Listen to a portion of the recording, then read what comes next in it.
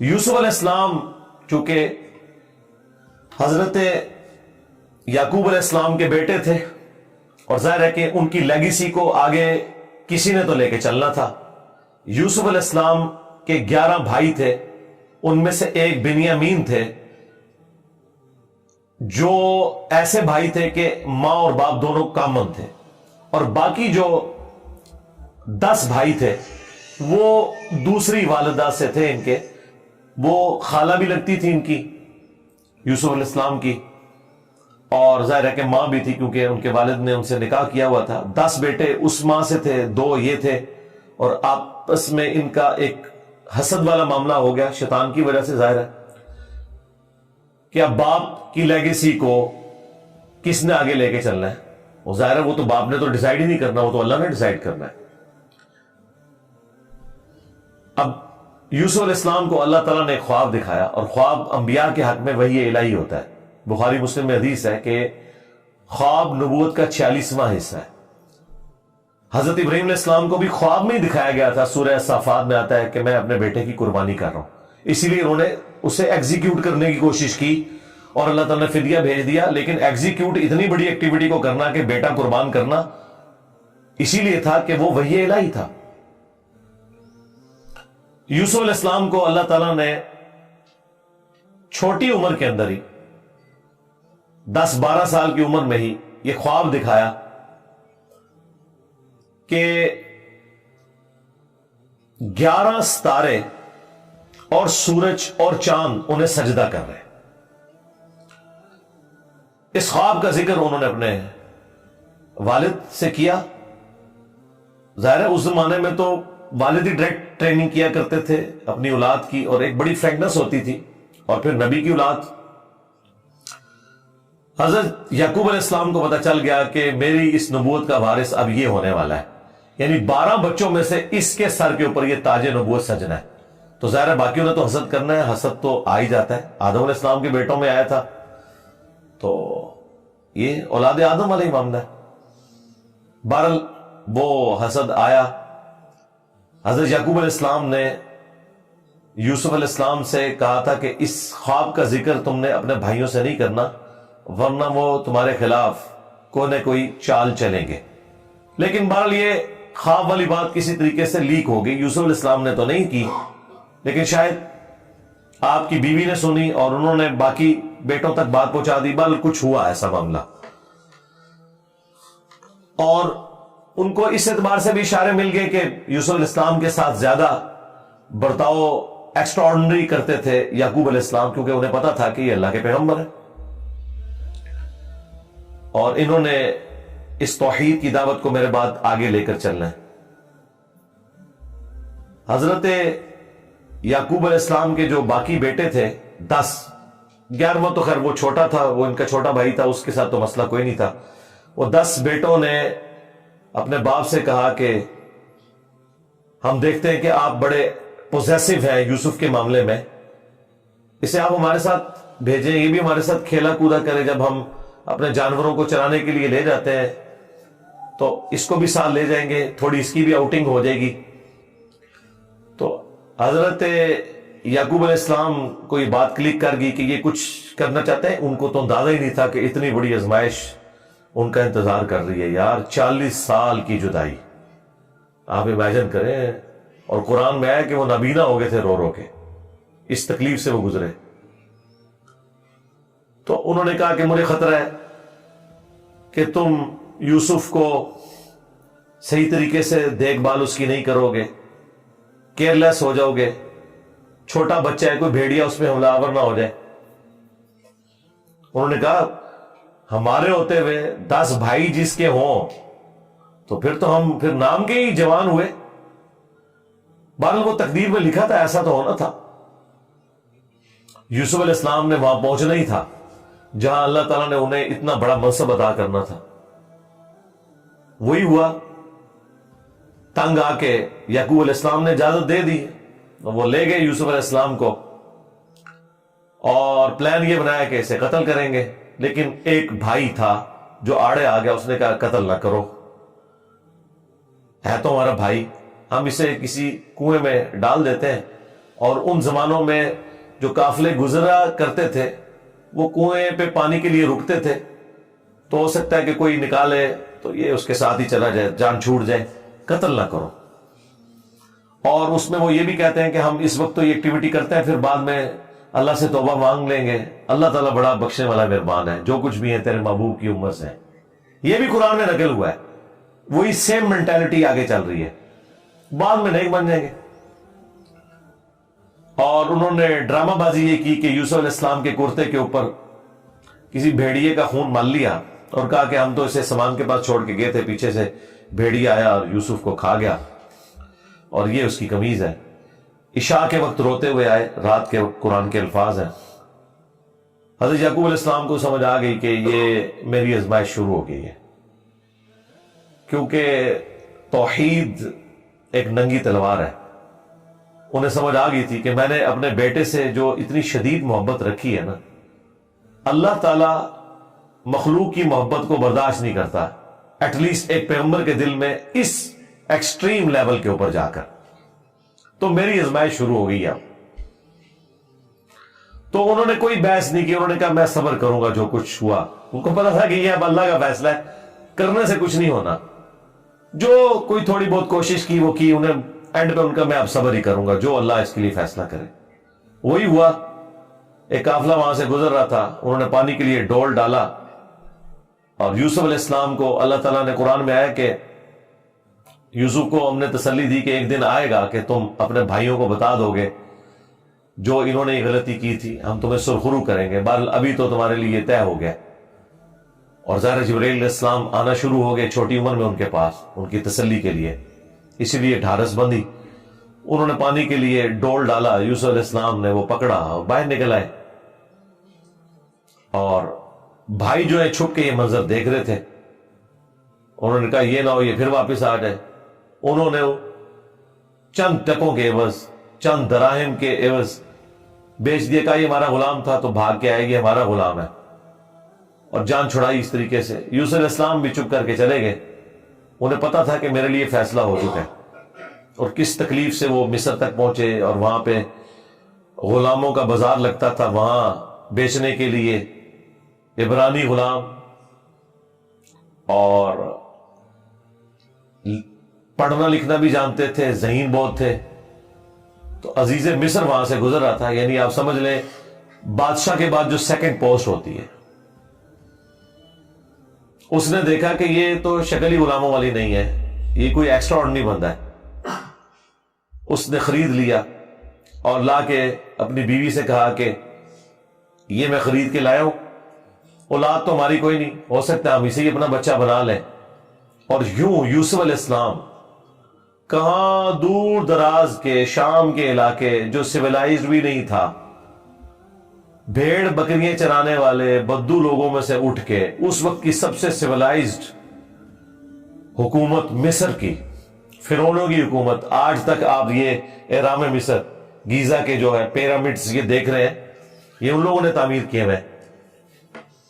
وہاں پہنچ کے، اور قرآن کے الفاظ ہیں کہ ہم نے یوں اس کے لیے معاملہ آسان کر دیا کہ وہ عزیز مصر کی تربیت میں رہے اور علم حاصل کریں۔ ظاہر ہے کہ وہ کتنی بڑی بڑی میٹنگز ہوتی ہوں گی، جس میں میٹنگ کا ارینجمنٹ کرنا، کھانے پینے کا ارینجمنٹ کرنا، اور ایک خادم کی حیثیت سے باتیں بھی سنتے ہوں گے۔ یوں اللہ تعالیٰ نے ان کی لرننگ کروائی، اور یوں وہ جوانی کی عمر کو پہنچ گئے۔ اب عزیز مصر کی جو بیوی تھی، ظاہر ہے کہ وہ ادھر کا جو ماحول تھا ایک بے حیائی کا، اس کا وہ شکار تھی۔ وہ صرف وہ نہیں تھی، باقی عورتیں بھی تھیں۔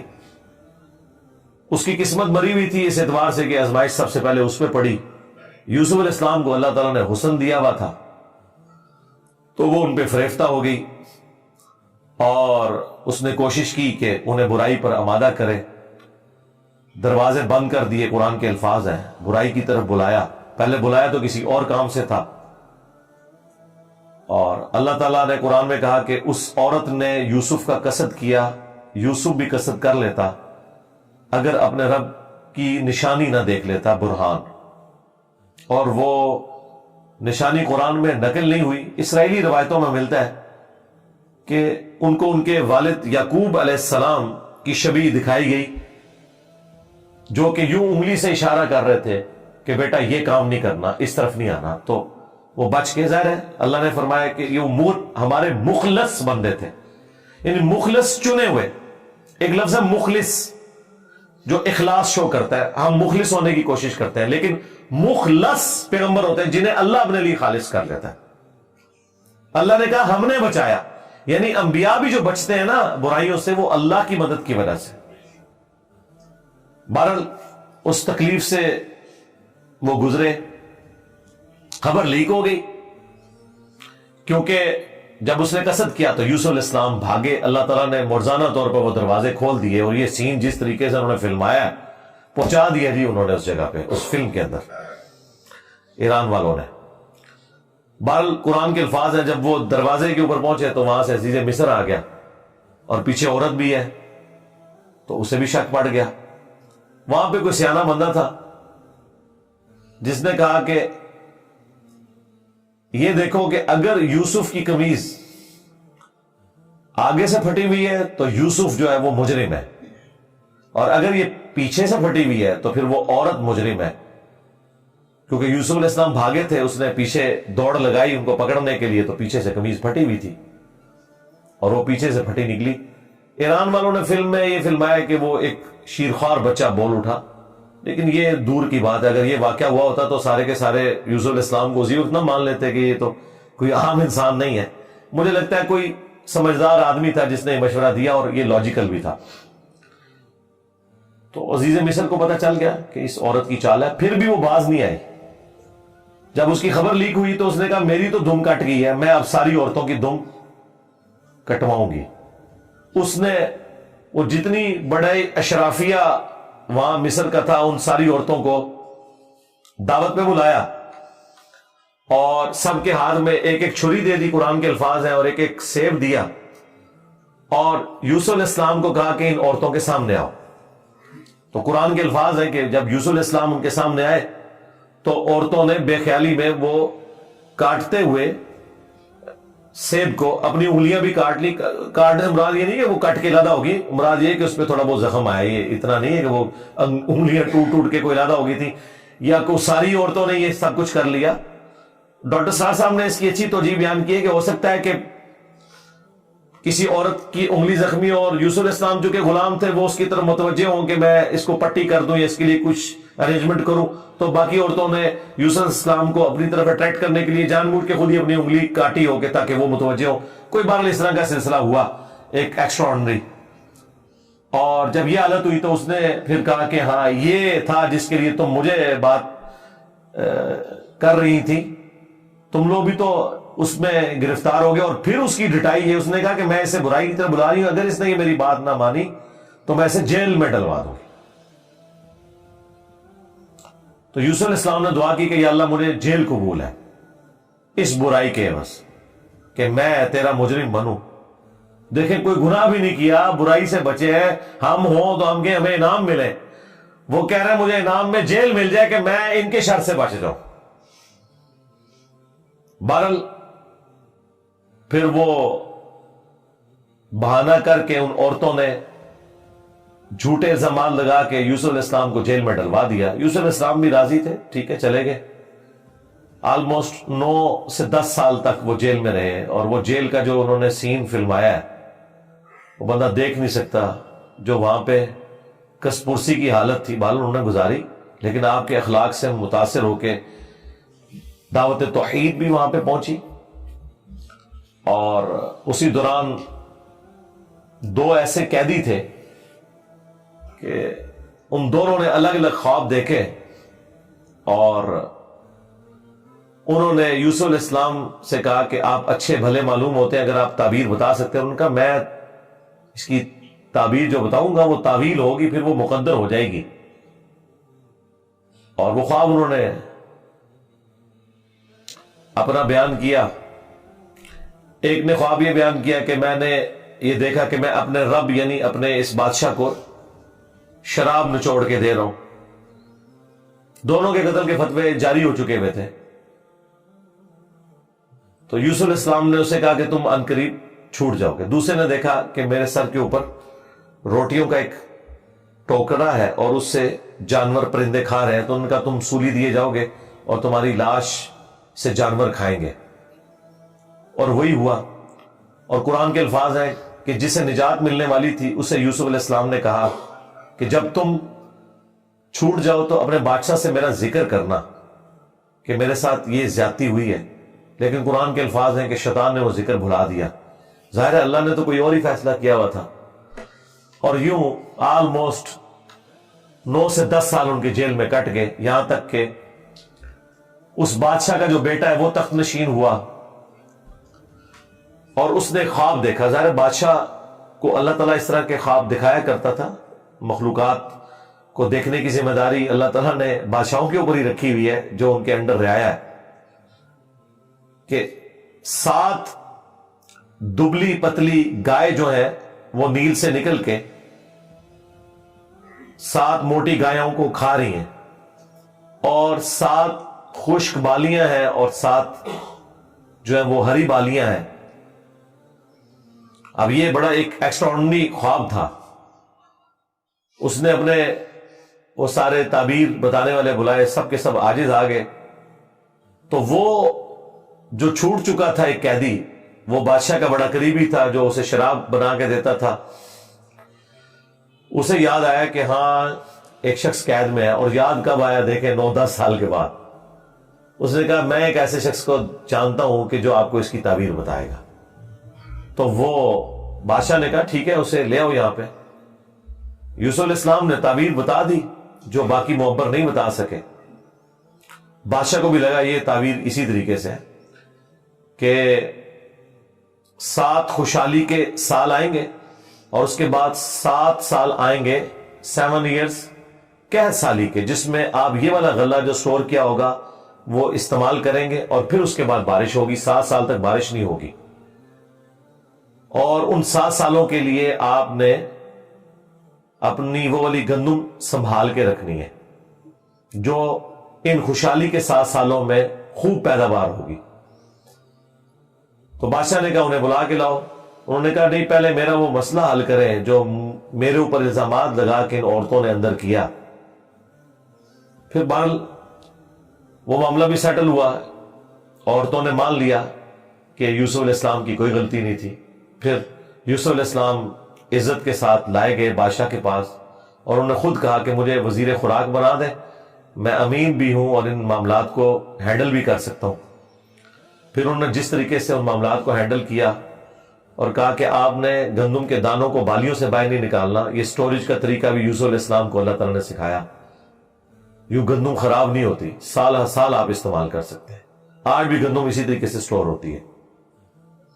اب وہ قحط سالی صرف مصر تک نہیں تھی، شام تک بھی پھیل چکی تھی، اور وہی بھائی بالآخر گندم کی تلاش میں مصر آئے۔ انہیں تو پتہ ہی نہیں تھا کہ ان کا بھائی یہاں کا بے تاج بادشاہ بن چکا ہے۔ یوسف علیہ السلام نے انہیں پہچان لیا۔ ان تو سوچے نہیں تھا کہ یہ سب کچھ ہوا، کوئی اس وقت انٹرنیٹ کوئی اس طرح کی تو چیز ہے ہی نہیں تھی۔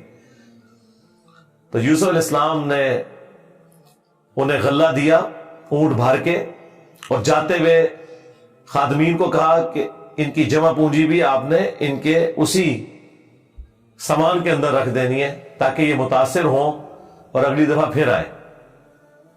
اور پھر ان سے انٹرویو کیا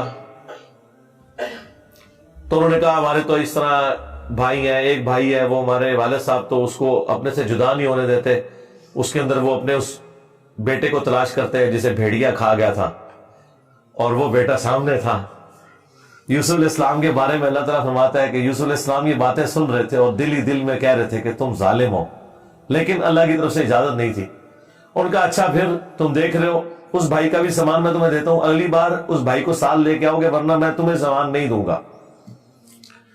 ظاہر کسی بہانے سے تو بلانا تھا نا۔ اور واپس جب پہنچے انہوں نے دیکھا یہ تو اتنا فیاض بادشاہ ہے، اس نے تو ہماری وہ جمع پونجی جو بھی تھا، کوئی کاٹن لے کے گئے تھے، اس وقت تو بارٹر سسٹم ہوتا تھا نا، وہ واپس کر دی ہے۔ تو اپنے والد سے کہا کہ آپ اپنا وہ بیٹا بھی بھیجیں، وہ تو بڑا اچھا بادشاہ ہے۔ تو ان کا نا ایک دفعہ تم اسی کے بھائی کو لے گئے تھے، وہ واپس نہیں آیا، اس کو تو میں اب الگ نہیں کروں گا۔ ان کا ابا جی پھر بھوکے ہی مریں گے، آپ کون سے شیخ عبد القادر جیلانی ہے کہ آپ نگاہ مار کے یہ کچھ کر لیں؟ ہاں تو اور کیا، گندم کے لیے انبیاء ان کی اولادیں. اور یہ تو ہمیں سکھاتے ہیں کہ جی بڑے سے بڑا غوث قطب ابدال کسی صحابی کے پاؤں کی خاک بلکہ گھوڑے کے قدموں کی خاک نہیں ہے. تو قرآن میں تو کچھ اور ہی مل رہا ہے. اب بڑی فاقے آ رہے ہیں کہ کیا کریں. ان کا ٹھیک ہے، بس دوسرا بھی اب دیتا ہوں. اور پھر اس میں انہوں نے ایک جملہ بولا کہ قریب ہے کہ اللہ تعالیٰ مجھے میرا یوسف بھی واپس کر دے. انہیں پتا چل گیا کہ ابھی بھی میری آزمائش باقی ہے. میں نے یوسف کو بنیامین میں تلاش کرنا شروع کر دیا تھا، ابھی بھی وہ والی کامل توحید جو اللہ کو ریکوائرڈ ہے نا، جو پیغمبر سے ریکوائرڈ ہے، ایکسٹرا آرڈنری، والذین آمنوا اشد حبا للہ، اس کا بھی اعلیٰ ترین درجہ.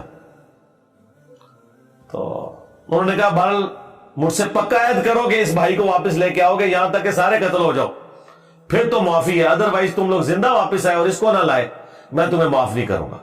ان کا جی ابا جی عہد کرتے ہیں جی، میں فکر ہو جائے آپ. ایسے ہی ہوگا.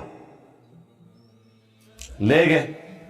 اب وہاں تو یوسف علیہ السلام نے پلان کیا تھا. جاتے ہی انہوں نے بنیامین کو تو اپنے پاس بلا کے کہا کہ میں تیرا وہ گم شدہ بھائی یوسف ہوں.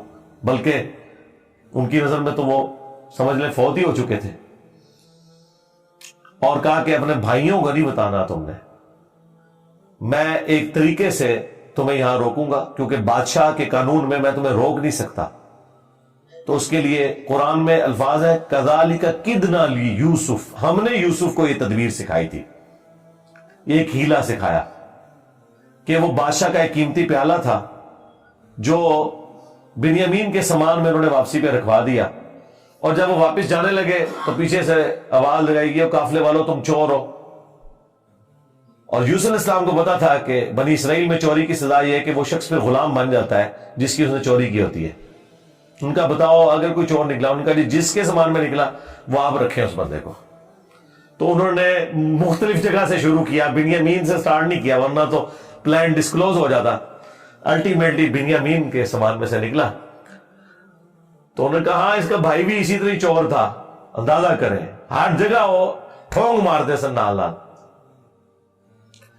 تو اچھا یہ پھر ایران والوں نے اس فلم میں کھولا ہے کہ وہ کس چوری کی طرف اشارہ کر رہے تھے. وہ یوسف علیہ السلام سے ان کی پھوپھی بڑی محبت کرتی تھی، وہ لے گئی تھی اور وہ ان کو اپنے پاس رکھنا چاہتی تھی. تو انہوں نے کہا کہ میرا فلاں قیمتی کپڑا جو ہے وہ چوری ہو گیا، حالانکہ وہ چوری نہیں ہوا تھا. اور وہ یوسف علیہ السلام کے سامان سے انہوں نے ریٹریو کیا اور اس کے بدلے میں یعقوب علیہ السلام کو کچھ عرصہ اپنے اس بیٹے کو اپنی بہن کے پاس چھوڑنا پڑا. تو یہ ان کو کلک کر گیا آئیڈیا، یہی والا آئیڈیا انہوں نے اپنے بھائیوں کے اوپر بھی اپلائی کیا. اور ان کے بھائیوں کا بھی اشارہ اسی طرف تھا کہ اس نے تو بچپن میں اس کا بڑا بھائی بھی چور تھا، حالانکہ اس نے چوری نہیں کی ہوئی تھی، نہ ادھر چوری والا معاملہ تھا. بہرحال ان میں سے ایک بھائی نے کہا بھائی میں تو اب واپس نہیں جاؤں گا، میں تو ابے سے عہد کر کے آیا ہوں کہ بھائی میں تو اپنے بھائی کی یاد میں ادھر ہی رہوں گا جب تک کہ کوئی معاملہ نہ ہو. تم لوگ جاؤ نا ذرا اور جا کے ابا جی کو ساری صورتحال بتاؤ اور بتاؤ کہ تمہارا یہ بیٹا چور نکلا ہے اور ہم لاکھ قسمیں کھائیں آپ نے ماننا نہیں ہے. تو وہ چلے گئے واپس. پھر حضرت یعقوب علیہ السلام نے ایک خط روانہ کیا، ریکویسٹ بھیجی عزیز مصر کو. انہیں تو نہیں پتا تھا کہ ان کا بیٹا ہی ہے. اور وہ بڑے دردناک انداز میں انہوں نے اس فلم میں فلمایا.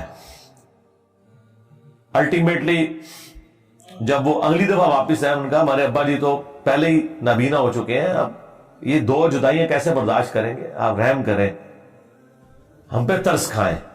پھر یوسف علیہ السلام نے کہا کہ تمہیں یہ ساری باتیں اس وقت نہیں یاد آئیں، تمہیں یاد نہیں تم نے اپنے بھائی کے ساتھ کیا کیا تھا. تو وہ جب سٹوری انہوں نے بیان کرنی شروع کی تو انہیں پتا چل گیا کہ یہ وہی یوسف ہے. انہوں نے پوچھا آپ یوسف ہیں؟ ان کا ہاں، دیکھو اللہ نے مجھے کیا کچھ عطا کی ہے. اور انہوں نے کہا کہ ہمیں معاف کر دے. انہوں نے کہا لا تثریب علیکم اليوم، آج کوئی گرفت نہیں ہے. شیطان نے یہ ہمارے درمیان جدائی ڈالی تھی، کیونکہ اتنے بڑے منصب تک پہنچنے کے لیے تکلیف بھی تو کاٹنی پڑتی ہے نا. حسین بننا کوئی سوکھا تو نہیں ہے، جنتی نوجوانوں کا سردار بننا ہے تو پھر قربانی تو دینی پڑے گی. اور انبیاء کو یہ پتا ہوتا ہے کہ قربانی سے گزر کے ہی آپ مقام حاصل کرتے ہیں. انہوں نے کہا کہ یہ میری قمیض لے جاؤ، اللہ تعالیٰ نے وحی کے ذریعے مجھے بتائی ہے یہ بات، جا کے میرے والد کی آنکھوں پہ ملو، اللہ تعالیٰ ان کی بینائی کو واپس کرے گا. اور یوں وہاں سے قاصد نکلا وہ کرتا لے کے یوسف علیہ السلام کا. قرآن کے الفاظ ہیں, حضرت یعقوب علیہ السلام کہتے ہیں کہ اگر تم مجھے مفند نہ سمجھو, وہی المہند عن المفند, قرآن میں الفاظ ہیں یہ, یعنی یہ نہ سمجھو کہ میرا دماغ سٹھیا گیا ہے, تو مجھے تو یوسف کی خوشبو آ رہی ہے. اچھا, یوسف کی خوشبو اس وقت نہیں آئی جب وہ بک کے جا رہے تھے, کیونکہ اللہ تعالیٰ نے پردہ ڈالا تھا. ادھر اللہ نے یوسف کی خوشبو, بہرحال وہی بشارت لے کے آیا, آنکھوں کو لگائی, بینائی واپس آ گئی, اور ساتھ خط آیا کہ اب آپ واپس آئیں, یہاں پہ میرے پاس آ جائیں اور بنی اسرائیل کو شفٹ کریں. وہ سارے ود فیملی وہاں شفٹ ہوئے. وہاں یوسف علیہ السلام آل نال تھے, انہوں نے ایک قطع زمین ان کو دیا, اور یوں بنی اسرائیل وہاں پہ آباد ہو گئے. اور پھر حکومتی لیول پہ رہے, یہاں تک کہ وہاں پہ ایک نیشنل موومنٹ غالب آئی اور ان کو غلام بنا لیا گیا, جو کسی زمانے میں بادشاہت انجوائے کر رہے تھے.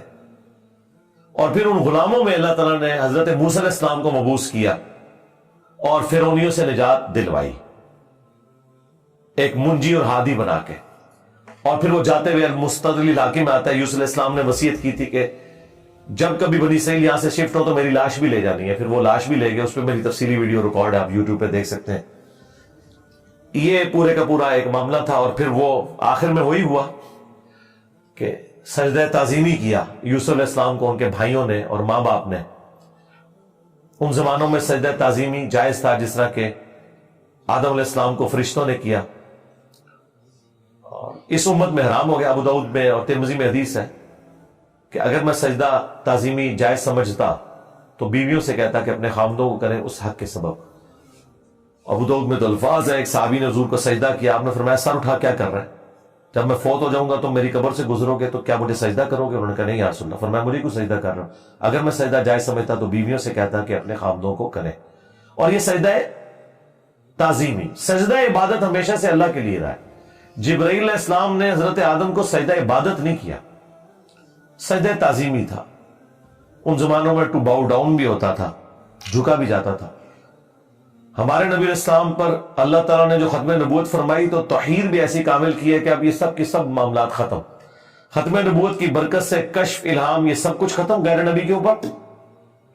سوائے بخاری مسلم میں مبشرات, وہ بھی خواب, وہ اللہ کی طرف سے بھی ہو سکتے ہیں, شیطان کی طرف سے بھی ہو سکتے ہیں, نفس کی طرف سے. وہ تو وقت پورا ہوگا تو پتہ چلے گا یہ سچا ہے یا جھوٹا ہے. باقی نبی علیہ السلام نے کہا اب یہ نبوت کی خبریں ختم ہو چکی. اگلے زمانوں میں یہ ہوتا تھا, اللہ تعالیٰ غیبی خبریں دیا کرتا تھا غیر انبیاء کو بھی. اور اگلے زمانوں میں یہ بھی تھا کہ سجدہ تعظیمی ہوتا تھا. اللہ تعالیٰ نے توحید بھی اس امت میں کامل کی کہ سجدہ تعظیمی بھی حرام کر دیا, اور اب کسی کے لیے سجدہ نہیں ہے. بل وہ سجدہ کیا تو حضرت یوسف علیہ السلام نے کہا ابا جان یہ دیکھ لیں, یہ تعبیر ہے میرے اس خواب کی جو میں نے وہ بچپن میں دیکھا تھا. سرکار وہ خواب جڑا دیکھا ہے وہ تعبیر ہوندے اس کا مزہ لوٹنے کے لیے 40 سال کی مشقت, جدائی, وہ بڑی تکلیف دہ چیز ہے. وہ جو آخری سین انہوں نے فلمائے ہیں نا, یعقوب علیہ السلام اور یوسف علیہ السلام کی جو ملاقات والا سین ہے, وہ بندہ دیکھ نہیں سکتا. اس زمانے میں انہوں نے پہنچا دیا جی. جو ایران والوں نے وہ ڈرامہ سیریل بنائی ہے 45 اقساط کے اندر. بہرحال الٹیمیٹلی اللہ تعالیٰ نے اس سے نبی علیہ السلام کو بھی بتایا کہ اگر آپ اس تکلیف سے گزر رہے نا تو یوسف علیہ السلام نے بھی تکلیف کاٹی. ہمارے نبی کی تکلیف پھر اس لیول پہ نہیں گئی. اللہ تعالیٰ نے 8 سال کے اندر ہی فتح مکہ کروا دیا. لیکن بہرحال انبیاء کو کیسی کیسی تکلیف اٹھانی پڑتی ہیں. یہ واقعات سننے میں بڑے انٹرسٹنگ تو فیل ہو رہے ہیں, لیکن جب آپ وہ فلم دیکھیں گے نا تو آپ کو اندازہ ہوگا کہ جس پہ یہ گزر رہی تھی اس کے لیے کتنی تکلیف دہ چیز تھی. ایک ایک لمحے پہ تکلیف جوڑی ہوئی تھی, اس کو ہم امیجن بھی نہیں کر سکتے. آج بات کرنا آسان ہے. اللہ تعالیٰ نے انبیاء کرام علیہ السلام کو تکلیف سے گزار کر مرتبہ دینا ہوتا ہے. ہمارے نبی علیہ السلام کو بھی اللہ تعالیٰ نے اتنا جو اعلیٰ مقام عطا فرمایا تو اس کے اگینسٹ پھر انہیں تکلیف بھی برداشت کرنی پڑی.